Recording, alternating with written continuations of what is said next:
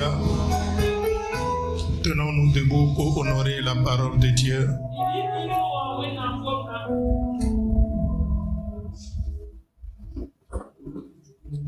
Marc chapitre 10, le verset 46 à 53. Marc 10, le verset 46 à 53.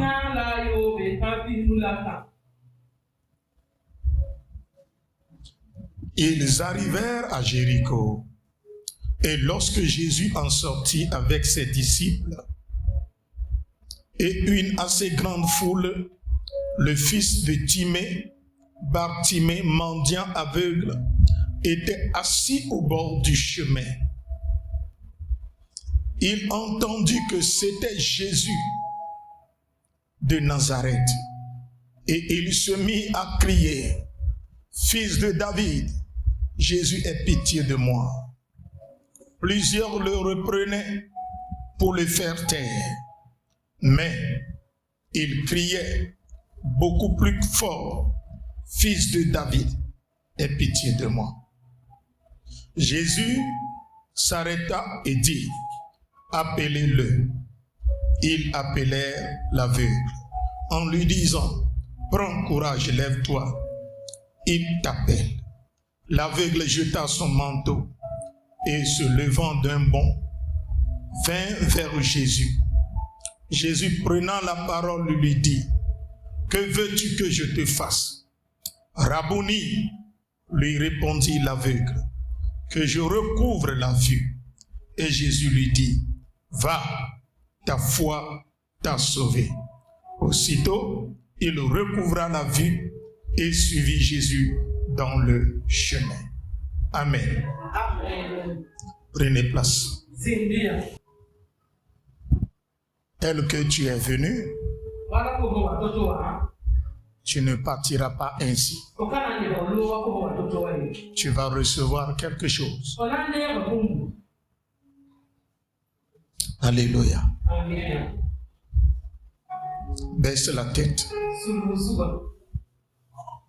Excellent Père, nous sommes encore là devant toi, devant le trône de grâce, devant le trône de paix. Père, bénis le message pour que, Seigneur, ce matin, des vies soient transformées, des vies soient touchées. Seigneur, qui suis-je pour parler de ta part? Saint-Esprit, prends contrôle. Dispose les cœurs. Viens prophétiser. Viens transformer, changer, restaurer, libérer quelqu'un qui est dans les chaînes. Au nom de Jésus. Amen. Amen. Amen.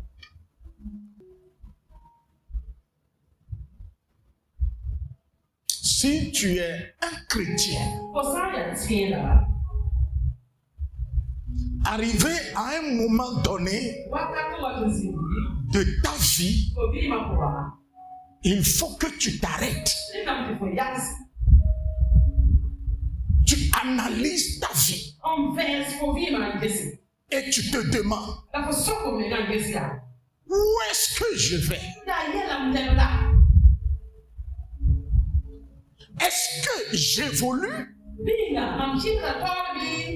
Est-ce ainsi Dieu veut que ma vie soit? Si ce n'est pas le cas, que m'est-il permis de faire? Que dois-je faire pour que quelque chose change dans ma vie? Il y a un domaine dans lequel tu n'aimes pas que quelqu'un touche. Parce que quand quelqu'un touchera à ce domaine, on verra ta nudité. on verra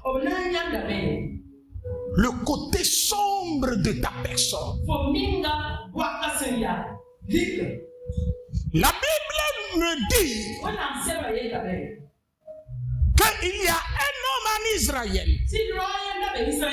appelé Timée.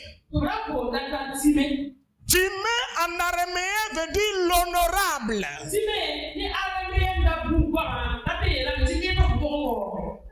Il a un fils. Et ce fils est né aveugle. Et il lui a donné le nom Bar-Timée. Bar en araméen veut dire fils. Donc Bar-Timée signifie fils de l'honorable. Le fils de l'honorable s'est retrouvé au bord de la route en train de mendier. Il est aveugle et à cause de sa cécité, à cause de son état, il s'est retrouvé au bord de la route. Sa vie dépend, son existence dépend des passants. S'il est au bord de la route, quelqu'un passera et lui donnera aumône. Et il vit de l'aumône. Or, son père est un homme considéré, est un honorable, est un haut gradé de la société, est un homme riche, respecté dans sa famille.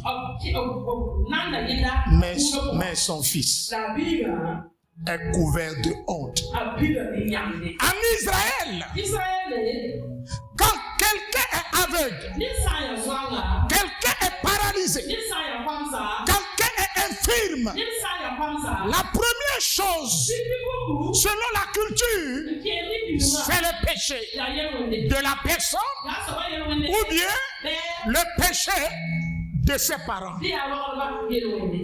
Raison pour laquelle lorsque les disciples de Jésus ont vu cet aveugle né de naissance qu'on a déposé devant l'entrée de l'église, devant l'entrée du temple, ils se sont tournés vers Jésus et lui ont demandé, Jésus, regarde cet aveugle-là, est-ce lui qui a péché ou bien ses parents?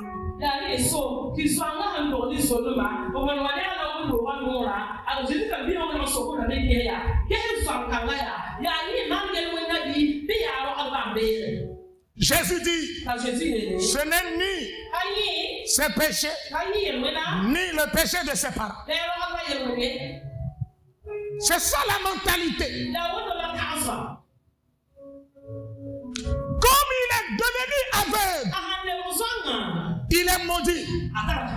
Sa propre famille l'a abandonné. C'est le maudit de la famille.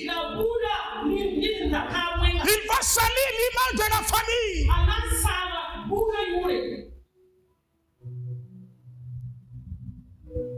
Il a apporté le malheur dans la famille. La famille l'a pris et l'a jeté dans la rue. Aujourd'hui, dans un domaine, tu ne réussis pas. Tu es bâtimé.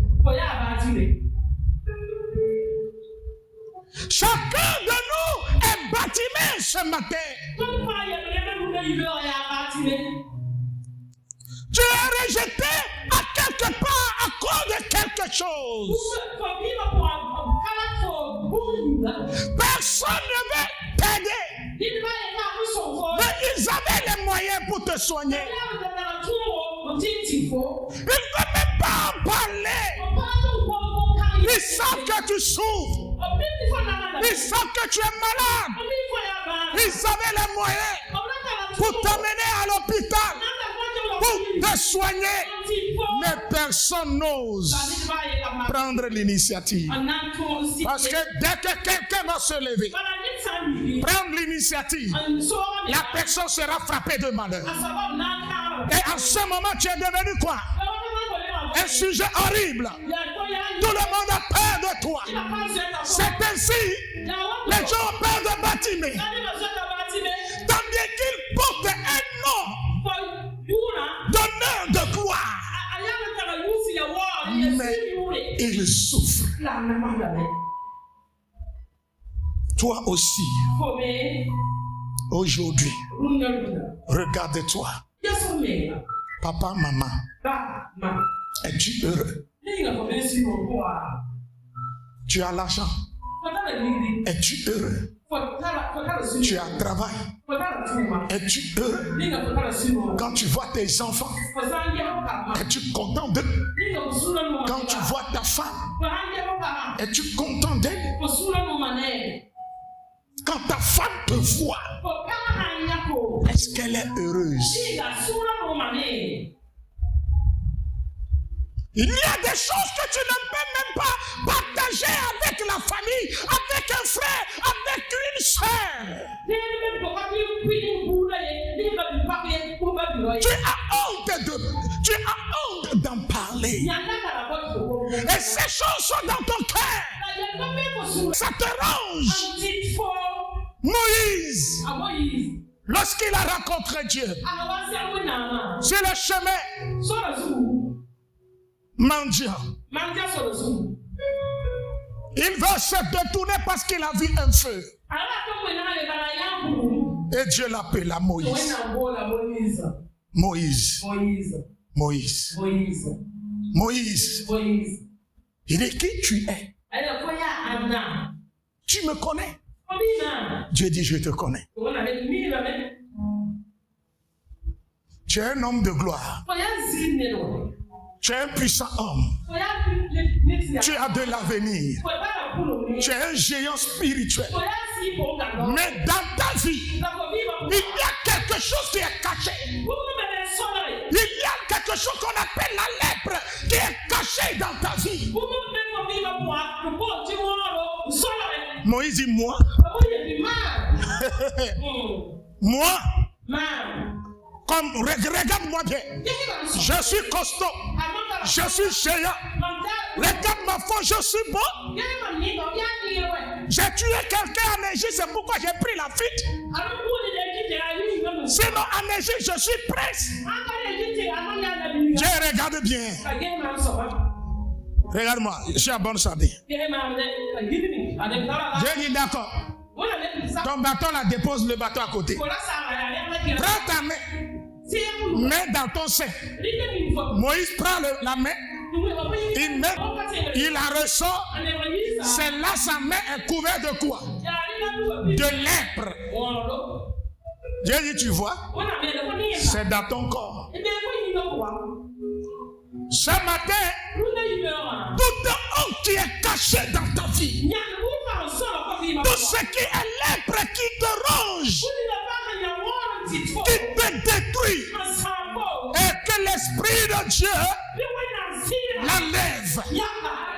Que le Saint-Esprit l'enlève. Que l'Esprit de Dieu nous aide ce matin. Nous sommes abandonnés à la naissance. Dans Ézéchiel 16, Dieu a rencontré une femme à l'image d'Israël. Mais Dieu dit, regarde, le jour où je t'ai vu dans ton sang, le sang natal, et tu te baignes dans le sang, pour tout nu, abandonné. Personne n'a eu pitié de toi. C'est ainsi, à notre naissance, nous sommes abandonnés. Notre vie est piétinée spirituellement. Regardez ce bâtiment. Ce bâtiment, il a grandi dans la famille. Comme c'est la cécité, il est laissé. C'est comme ça. On t'a laissé. Et le problème est que tu as vieilli avec un problème. Mais si c'est que tu avais trouvé quelqu'un qui peut t'appeler à ce temps-là pour te dire, mon fils, ma fille, non, ce problème-là va te détruire. Ce problème-là va détruire ta génération, va détruire tes propres enfants dans l'avenir. Faisons comme ça. Aujourd'hui, tu n'en es pas ici. Aujourd'hui, ta vie ne sera pas dans cet état-là.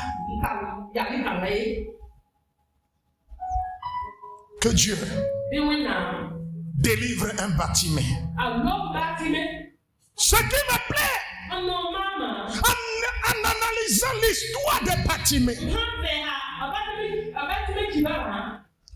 il a la cécité, il est aveugle, mais il est très rare, il est puissant en écoute. Il est aveugle, il ne voit pas, mais il a développé son écoute.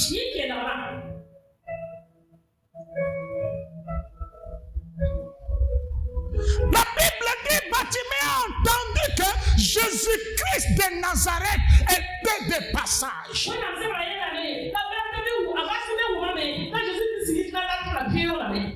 Ce qui me choque, c'est sa réaction lorsqu'il a appris que c'est Jésus de Nazareth. Dès que c'est Jésus, il a commencé à crier. Ça veut dire qu'il connaît l'histoire de Jésus. Dans son cri, il a dit certaines choses qui révèlent que tant bien qu'il est aveugle, tant bien qu'il est mendiant, il connaît la parole de Dieu. Bartimée a crié. On a dit Jésus de Nazareth. Mais lorsque lui il a crié, il a dit fils de David, le Messie royal, le roi messianique. Et Bartimée sait que Israël attendait un Messie qui sera roi. Mais lorsqu'il a su que c'est Jésus, il n'a pas dit Jésus. Il dit fils de David. Ça veut dire qu'il est aveugle. Mais il connaît la parole de Dieu. Toi, tu as problème. Voilà les chrétiens d'aujourd'hui. Nous avons de sérieux problèmes. Hein? Quand on nous regarde déjà, hein, on dégage les problèmes, l'odeur de problèmes. Nos fronts expriment problème. Mais en matière de la connaissance de la parole de Dieu, tu es chrétien mais tu n'as même pas la Bible chez toi à la maison.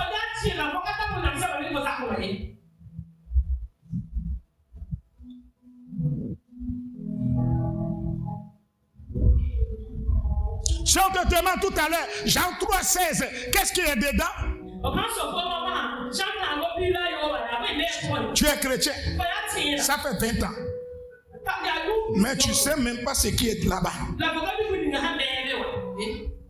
Bartimée a problème, mais connaît la parole de Dieu.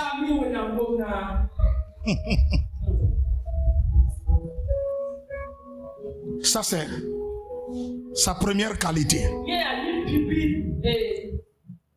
Quand tu es chrétien et tu as des problèmes là, fais tout pour avoir la parole.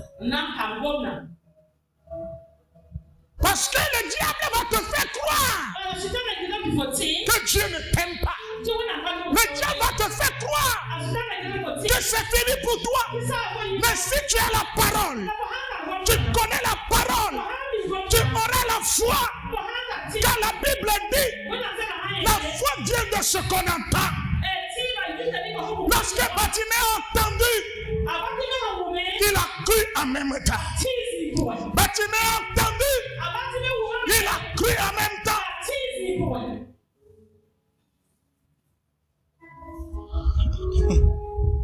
Écoutez, Bartimée révèle deux catégories de chrétiens. Les chrétiens qui ont des problèmes, qui connaissent Dieu, mais ils ont des problèmes. Les problèmes sont là et qui prient, mais les problèmes sont là. Et de l'autre côté, il y a des chrétiens. De l'autre côté, les chrétiens qui ont des problèmes, mais qui n'ont aucune relation avec la parole de Dieu. Et ils se laissent dominer par les problèmes. Est-ce que vous me comprenez?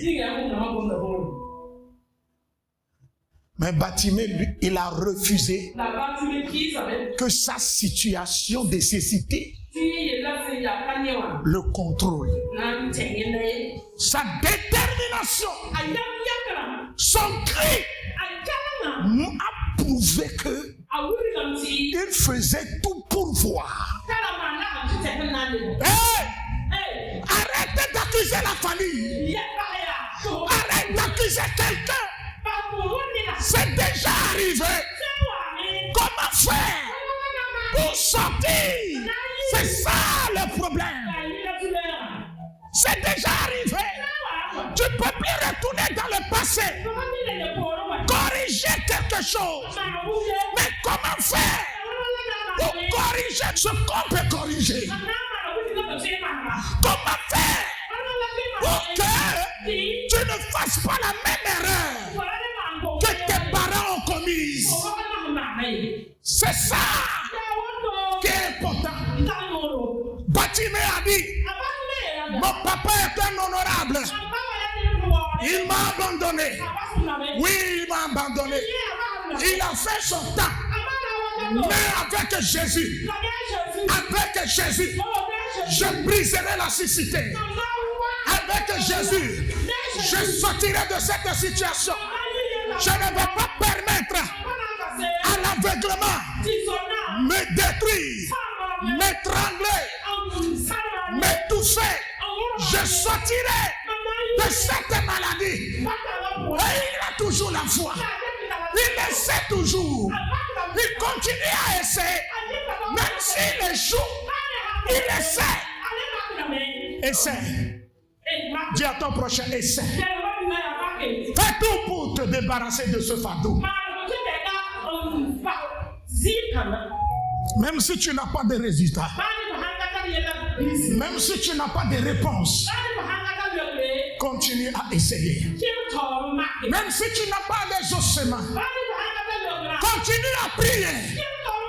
Un bon matin, Jésus passera. Un bon matin, Jésus va localiser ta position. Que Jésus te localise. Que Jésus te localise. Que Jésus te localise. Ce qui m'attire ici, Jésus marchait avec une foule. Mais sur ce chemin-là, c'est un seul qui est guéri, qui est Bartimée.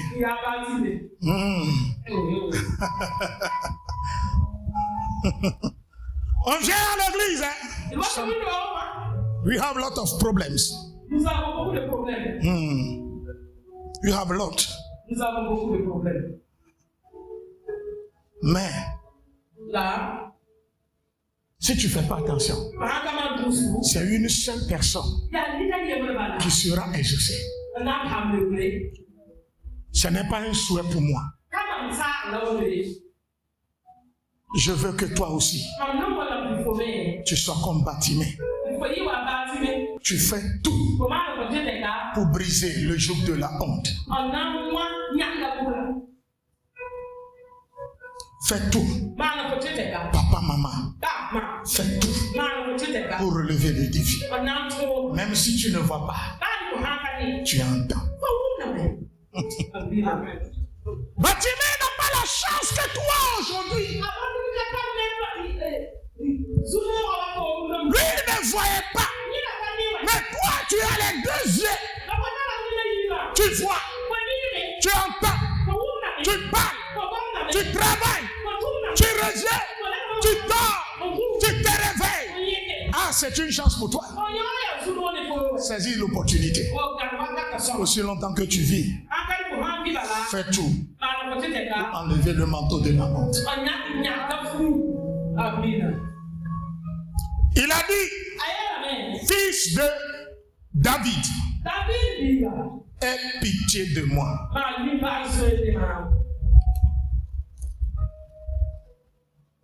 C'est le thème de mon message. Fils de David, aie pitié de moi. Que Jésus ait pitié de nous pour décharger ta vie, pour ôter ce fardeau-là qui pèse sur toi. Si Jésus n'a pas pitié de nous, regardez comment le monde est devenu. Regardez comment les choses sont devenues. La vie devient de plus en plus difficile. Le monde devient de plus en plus insupportable.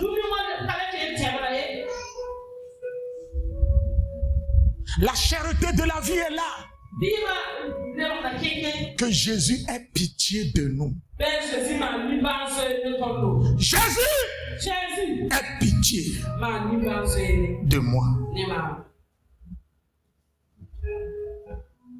Dis-toi, Jésus ait pitié de moi.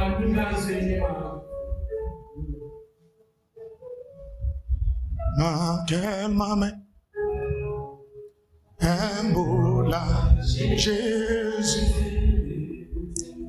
Tokokuga Bawana Sogema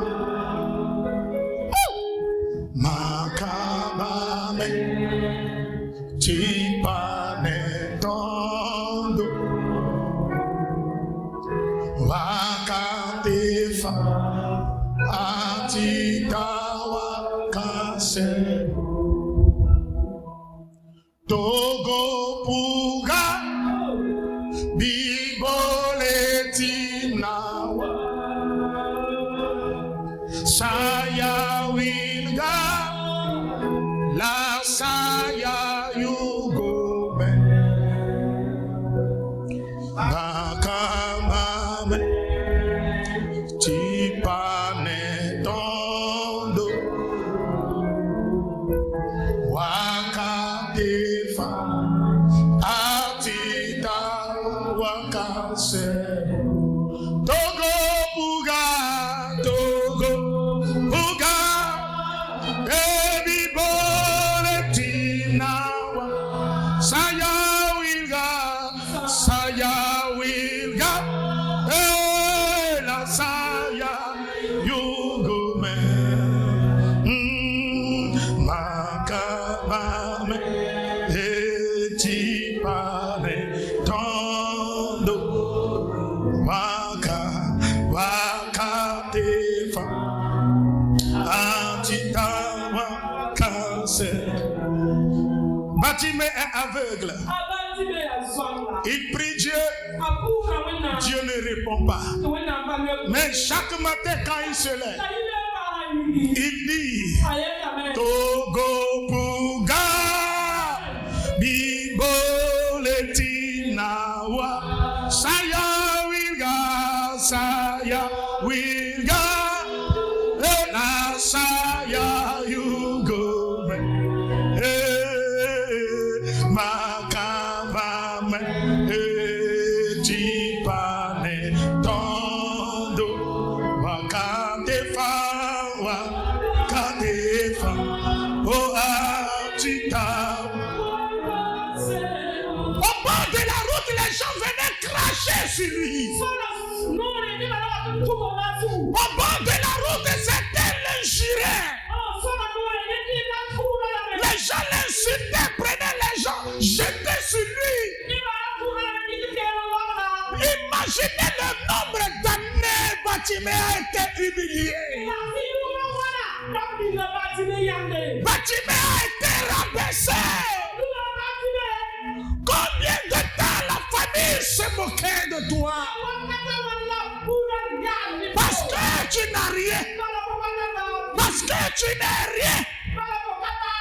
Parce que tu n'as rien réalisé. Ce matin-là, de la manière, Bartimée a crié. Toi et moi, nous allons crier. Et dire, Seigneur, ça suffit comme ça. Aie pitié de moi. Aie pitié de mes enfants. Aie pitié de ma famille. La Bible dit, les gens le reprenaient, mais il a refusé. Il a refusé de se taire. Ne permets à personne de t'empêcher de prier. Quand tout ne va pas, quand rien ne va dans ta vie, ne permets à personne de t'empêcher de prier. Le matin prie, midi prie, le soir prie, la nuit prie, au réveil prie, 4 heures du matin prie, prie. Au travail prie, avoir un petit temps, va aux toilettes, prie, en chemin, gare un peu, et prie, continue à prier, lorsque les gens l'ont péché, c'est en ce moment il a crié plus fort. Quand les choses se bloquent, quand il y a la pression sur toi, la pression professionnelle, la pression familiale, la pression financière, c'est en ce moment tu dois prier. T'enfant, tu dois prier plus fort. Tu dois discipliner ta vie dans la prière. Amen. Si c'est que Bartimée s'est tu, Jésus n'allait pas appeler. Mais comme il a continué à crier, Jésus s'est arrêté. Ces cris ont arrêté Jésus. Jésus ne bougera pas ce matin. Il va s'arrêter pour te regarder. Il va s'arrêter pour tourner son regard vers toi. Écoutez-moi bien. La foule est là. Mais c'est celui qui a plus crié. C'est lui qui reçoit Jésus. Amen. Les gens suivaient Jésus seulement. Jésus est devant. Les gens Jésus dans la foule. Non. C'est ce qui arrive les gens qui sont proches du pasteur. Ceux qui sont proches du pasteur, regardez leur vie. Regardez, parce qu'ils sont très habitués au pasteur. Non, ils se contentent de la présence du pasteur. De la relation avec le pasteur. Et ils mangent seulement. Ceux qui n'ont pas cette occasion, étonné, tu seras surpris. Je vais te scandaliser.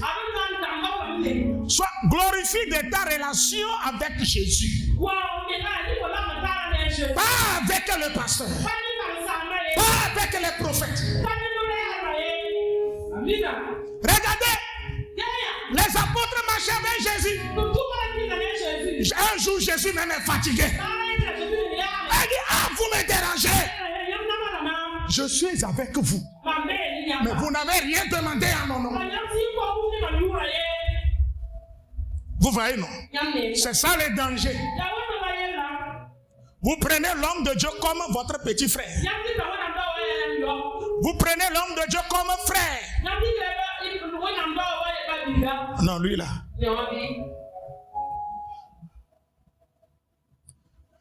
Prends ta main et puis fais comme ça. Maman, fais comme ça.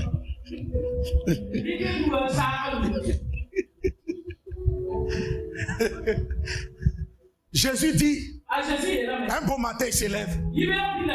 Maintenant, tout ce que vous demanderez à mon nom, le ciel vous l'accordera. Ça, c'est une autre révélation qu'il leur a donnée. Ce matin, je dis ce matin, chacun de nous va déposer son ancien manteau avant de quitter.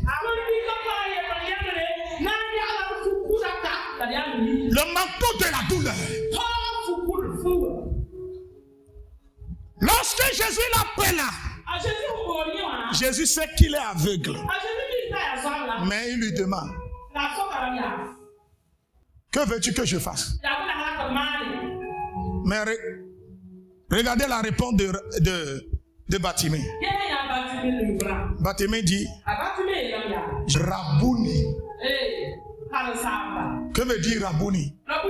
Rabouni veut dire simplement maître. Mon maître. Est-ce que Jésus l'a une fois enseigné? Jésus l'a une fois enseigné. Mais sa première rencontre avec Jésus, lui-même il fait de Jésus son maître. Automatiquement, lui, il est devenu quoi? Le disciple de Jésus. Quelle est la révélation qui est dans ça? Pour avoir des miracles spontanés, il faut que tu sois un disciple de Jésus. Ne sois pas ami de Jésus. Sois un disciple. En ce moment, il va s'investir en toi. Vous venez à l'église, mais vous refusez d'être disciple. Un disciple se soumet. Un disciple obéit à son maître. Quelqu'un qui est aveugle, il n'est pas encore guéri. Mais il appelle Jésus maître. Chez nous à Ouaga, au Burkina Faso, Seigneur, si tu me guéris, c'est en ce moment, tu seras mon maître. Si tu ne me fais pas, je ne fais rien. C'est ça au Burkina Faso. C'est ça le christianisme. Donc on vient à l'église par intérêt. On va à l'église chaque dimanche par intérêt.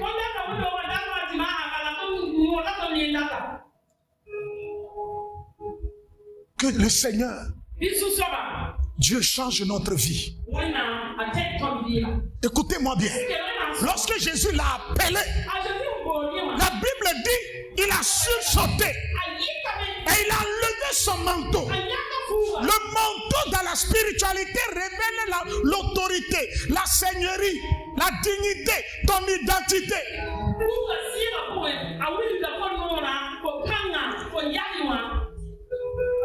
Il est pauvre. Il a aussi l'autorité de la pauvreté.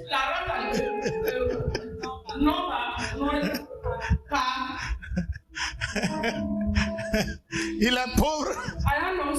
Il a le manteau de l'autorité.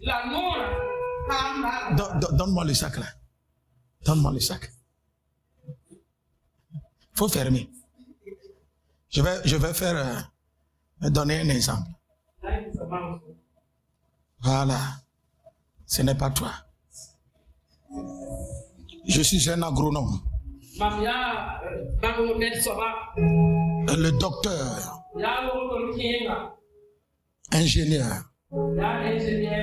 Spécialiste. Tu as le... Déjà toi-même, tu as porté un manteau. Et en chemin, tu as fait. En chemin, tu as eu panne sèche. Ingénieur. Agronome. A mis carburant 1000 francs dans son véhicule. Tu as le manteau, mais tu ne reflètes pas ce que tu prétends être.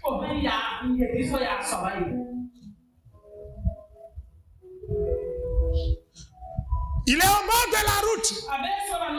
Il n'y a pas chambre. Il prend manteau pour se protéger du froid.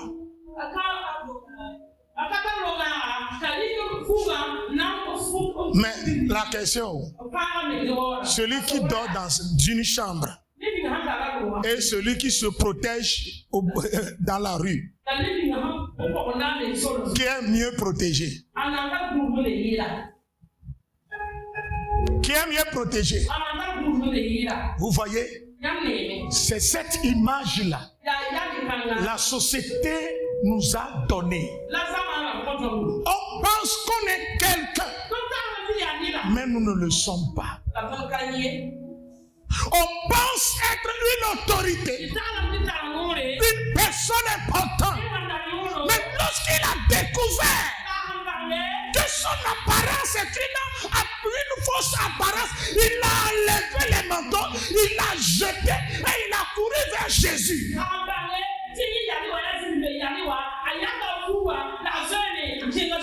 Ce matin, si tu refuses d'enlever le manteau là, je prierai le ciel qui te force à déchirer le manteau. Lorsque Élisée a vu le manteau de son maître descendre, il a déchiré le tien. Il a déchiré son manteau. Lorsqu'il a vu le manteau d'Élie tomber, il a déchiré son manteau et il a pris le manteau de son maître. Tu ne peux pas avoir le miracle en étant maître avec un maître. Soit que tu es disciple d'un maître et le maître te protège. Dis-moi amen.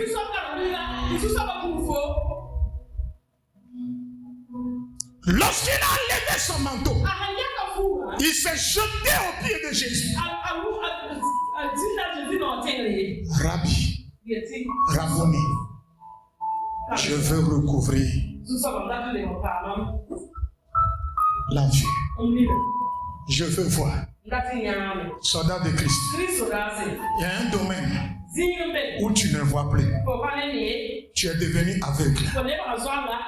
Les problèmes de la vie nous ont aveuglés. Les difficultés de la vie nous ont aveuglés. Ce matin-là, toute cécité spirituelle, que Dieu l'enlève dans notre vie. Toute forme d'aveuglement, que Dieu l'enlève de notre vie. Que le Saint-Esprit nous délivre. Que Jésus nous restaure. Que l'Esprit Saint nous restaure. Que le Saint-Esprit enlève le manteau que la famille nous a donné, le manteau que la société nous a donné, la pauvreté, la honte, la malédiction nous a donné.